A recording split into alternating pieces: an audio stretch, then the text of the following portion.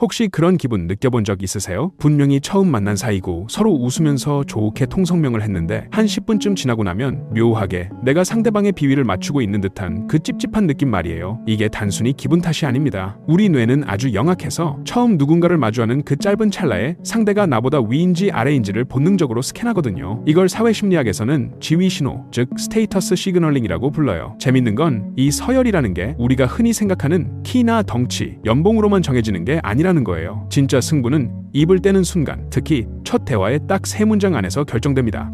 안녕하세요. 처음 뵙겠습니다. 제가 잘 몰라서 그러는데, 이런 식의 말들이 사실은 상대방에게 나를 마음대로 휘두르셔도 좋습니다 라는 일종의 프리패스권을 끊어주는 꼴이 될 수도 있다는 거죠. 우리는 이걸 보통 겸손이나 배려라고 포장하지만 안타깝게도 인간의 무의식은 그걸 낮은 서열의 신호로 읽어버립니다. 실제로 한 사회학 실험에서 처음 보는 사람 200명을 모아두고 대화를 시켜봤더니 대화 시작 1분도 안 되어서 누가 리더가 되고 누가 그 리더의 눈치를 보는 심부름꾼 역할을 할지가 80% 이상의 확률로 정해졌다고 해요. 소름 돋는 건 그 결정적 차이가 아주 미묘한 단어 선택 하나, 말투의 높낮이 하나에서 갈렸다는 사실입니다. 특히 한국 사회에서는 예의를 차리느라 완곡어법을 많이 쓰잖아요. 혹시 신뢰가 안 된다면 잠시만 도와주실 수 있으실까요? 같은 말들 말이에요. 상대에 대한 존중처럼 들리지만 이걸 너무 남발하면 상대방의 뇌는 당신을 좋은 사람으로 인식하기 전에 만만한 사람으로 분류해버립니다. 심리학적으로 보면 이건 호구가 되기로 자처하는 일종의 하락 신호를 계속 쏘아 올리는 거나 다름없거든요. 물론 착하게 사는 건 나쁜 게 아니죠. 하지만 좋은 사람과 이용하기 편한 사람은 완전히 다른 카테고리라는 걸 꼭 기억해야 합니다. 내가 상대에게 예의를 갖추는 동안 상대는 속으로 이 사람은 내가 조금 무리한 부탁을 해도 거절 못하겠네 라고 견적을 내고 있을지도 모릅니다. 단체 모임에서 유독 나에게만 잔심부름이 몰리거나 내 의견이 가볍게 씹히는 느낌이 든다면 그건 여러분의 성격 문제가 아니라 여러분이 보낸 그 잘못된 지위 신호 때문일 확률이 큽니다. 그럼 도대체 어떤 말투가 우리를 만만하게 만들고 어떤 표현이 우리의 가치를 깎아먹고 있는 걸까요? 우리가 무심코 내뱉는 친절한 말들 속에 사실은 관계의 주도권을 통째로 넘겨주는 독약 같은 표현들이 숨어 있습니다. 특히 가장 위험한 건 습관적으로 튀어나오는 사과와 불확실한 끝맺음이에요. 이 사소한 습관이 어떻게 우리의 전문성을 갉아먹고 상대를 갑으로 만드는지 그 지독한 메커니즘을 들여다봐야 합니다. 진짜 문제는 우리가 예의라고 믿는 이 친절함이 때로는 치명적인 독약이 된다는 겁니다. 그 대표적인 예가 바로 습관적인 죄송합니다인데요. 이게 왜 무섭냐 하면 여러분이 잘못한 게 없는데도 사과를 내뱉는 순간 상대방의 뇌는 여러분을 나보다 아래에 있는 사람 혹은 내가 보호하거나 지배해야 할 대상으로 즉시 분류해버리거든요. 이건 단순히 기분의 문제가 아니라 우리 뇌의 도파민 경로가 그렇게 세팅되어 있기 때문입니다. 혹시 1970년대에 있었던 대형 항공기 사고들의 원인을 분석한 보고서를 보신 적 있나요? 놀랍게도 기체 결함보다 더 자주 등장하는 원인이 바로 부기장들의 완고거법이었습니다. 기장이 명백한 실수를 하는데도 부기장이 서열 때문에 기장님, 날씨가 좀 안 좋은 것 같기도 한데 제 생각이 틀릴 수도 있지만요 하는 식으로 말끝을 흐린 거죠. 사회심리학에서는 이걸 mitigated speech라고 부르는데 조종실 안에서의 이 비굴한 예의가 결국 추락사고라는 비극을 불렀습니다. 우리 일상도 이 조종실과 크게 다르지 않아요. 여러분이 대화 끝에 인 것 같아요를 붙이거나 문장 끝을 살짝 올리는 업토크를 쓰는 순간 듣는 사람은 무의식적으로 여러분의 확신을 의심하기 시작합니다. 이 프로젝트는 성공할 것 같아요와 이 프로젝트는 성공합니다는 한 끗 차이지만 상대방의 뇌에 꽂히는 권위의 무게는 천지 차이거든요. 재미있는 건 희대의 사기꾼들이 거짓말을 할 때조차 절대로 말끝을 흐리지 않는다는 사실입니다. 그들은 아주 단정적이고 명확한 문장을 써서 상대의 비판적 사고를 마비시키죠. 연봉 협상 테이블을 한번 상상해보세요. 제 성과를 고려했을 때 300 정도 올리고 싶은데요 라고 말하며 상대의 눈치를 슬쩍 보는 그 찰나 인사 담당자의 머릿속에는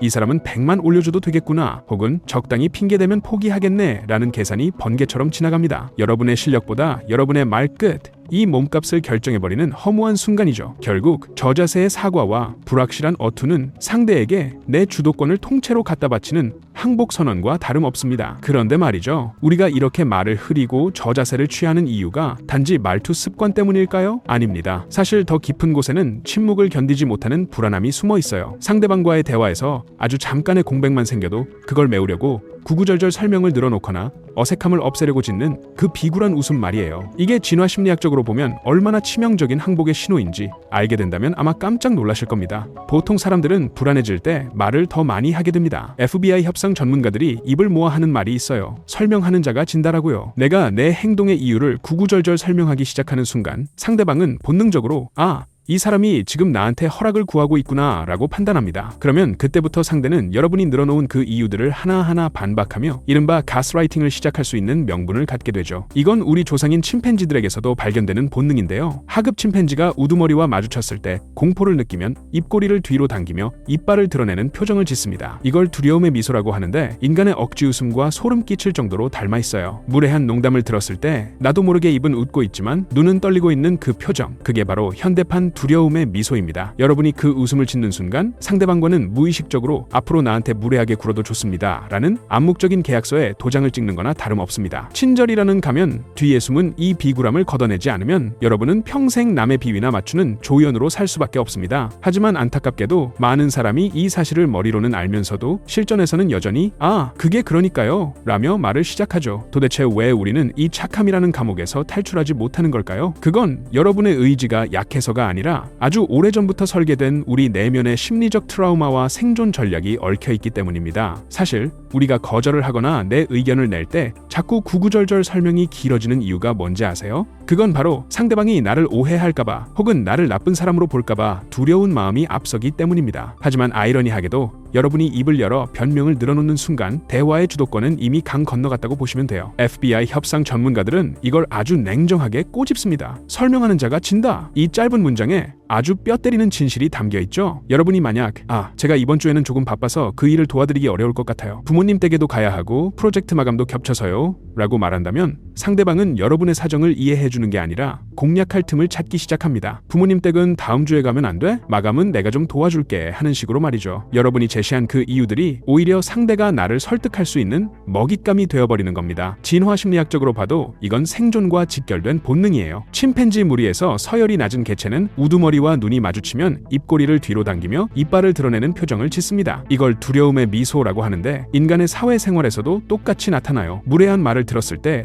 분위기 깨기 싫어서 허허 웃어넘기는 그 순간 여러분의 뇌는 상대에게 나는 당신의 공격에 저항할 의사가 없습니다 라는 항복 선언을 하고 있는 겁니다. 그 억지 웃음이 결국 무례함을 허용한다는 무언의 계약서가 되는 셈이죠. 그런데 이런 패턴을 머리로는 알면서도 왜 고치기가 그렇게 힘든 걸까요? 그건 이게 단순한 습관이 아니라 아주 오래전부터 우리 몸에 각인된 생존 전략이기 때문입니다. 심리학에서는 이걸 비위 맞추기 반응, 즉 폰 리스폰스라고 불러요. 어릴 적 갈등이 잦은 환경에서 자랐거나 내가 착하게 굴어야만 사랑받을 수 있었던 경험이 반복되면 뇌는 남의 기분을 맞추는 게 가장 안전하다라고 판단해버리거든요. 내가 착하게 대하면 언젠가 내 진심을 알아주겠지 라는 믿음은 안타깝게도 조직 생활이나 비즈니스 관계에서는 90% 이상 배신당하기 마련입니다. 남의 눈치를 보느라 내 욕구를 억누르는 게 습관이 되면 어느 순간 내가 누구인지조차 잊어버리게 돼요. 손해를 보면서도 거절 한마디 못하고 뒤돌아서 후회하는 그 무력감, 그게 바로 착함 중독의 전형적인 증상입니다. 결국 말투라는 껍데기를 바꾸려면 그 밑바닥에 깔린 이 공포를 먼저 직면해야 합니다. 미움받을 용기가 없으면 말투의 기술을 아무리 배워봤자 말짱 도루묵이거든요. 하지만 걱정하지 마세요. 이 지독한 늪에서 빠져나오는 법은 생각보다 아주 단순한 곳에서 시작됩니다. 바로 아무 말도 하지 않는 것에서 말이죠. 무엇을 채우려 하기보다 비워냈을 때 생기는 그 묘한 권위의 힘을 이제는 직접 느껴볼 차례입니다. 강해진다는 게 목소리를 높이거나 인상을 팍 쓰는 게 아니거든요. 진짜 고수들은 오히려 말을 아끼면서 상황을 장악합니다.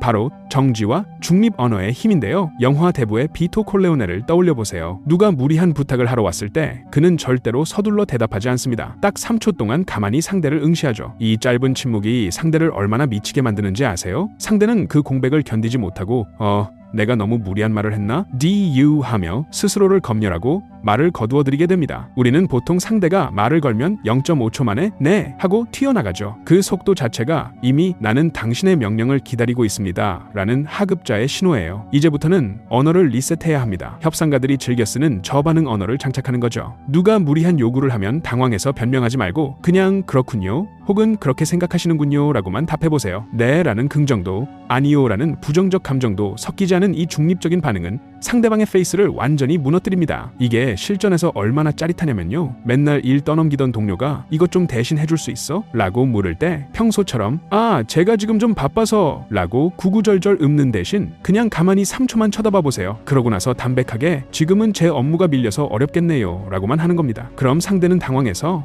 그래? 안 되면 어쩔 수 없고 라며 슬그머니 꼬리를 내릴 수밖에 없어요. 설명하지 않는 말투가 주는 그 압도적인 존재감, 그게 진짜 권위입니다. 말투를 바꾼다는 성장한다는 건 단순히 기술을 익히는 게 아니라 내 세상의 주도권을 다시 찾아오는 과정이에요. 하지만 이렇게 선을 긋기 시작하면 주변에서 너 요즘 변했다, 독해졌다 라는 소리가 들릴 수도 있습니다. 누군가는 떠나갈 것이고 누군가는 당황하겠죠. 그런데 그게 바로 여러분의 인간관계가 필터링되고 있다는 아주 건강한 신호입니다. 호구의 껍질을 벗고 난 뒤에 마주할 진짜 관계의 세계는 지금까지와는 완전히 다른 풍경일 테니까요. 사실 말투를 바꾸고 나면 가장 먼저 찾아오는 감정은 해방감이 아니라 묘한 외로움일지도 모릅니다. 나를 만만하게 보고 곁에 있던 사람들이 하나둘씩 떨어져 나가거든요. 하지만 이건 실패가 아니라 정리입니다. 나를 함부로 대하던 무례한 사람들에게 내어주던 에너지를 이제는 오롯이 나 자신에게 집중할 수 있게 된 거죠. 비굴하게 웃지 않아도 구구절절 설명하지 않아도 나라는 사람의 가치는 전혀 훼손되지 않습니다. 오히려 여러분이 단단한 침묵과 명확한 언어를 쓰기 시작하면 예의 바른 사람들이 여러분을 존중하며 다가오기 시작할 거예요. 진짜 평등한 대화는 서로의 경계를 존중하는 데서 시작되니까요. 이제 더 이상 누군가의 비위를 맞추기 위해 눈치를 살필 필요가 없습니다. 무거운 호구의 족쇄를 풀어버리고 당당하게 여러분의 목소리를 내보세요. 말투 하나 바꿨을 뿐인데 세상이 나를 대하는 태도가 바뀌는 그 마법 같은 순간을 여러분은 충분히 누릴 자격이 있습니다.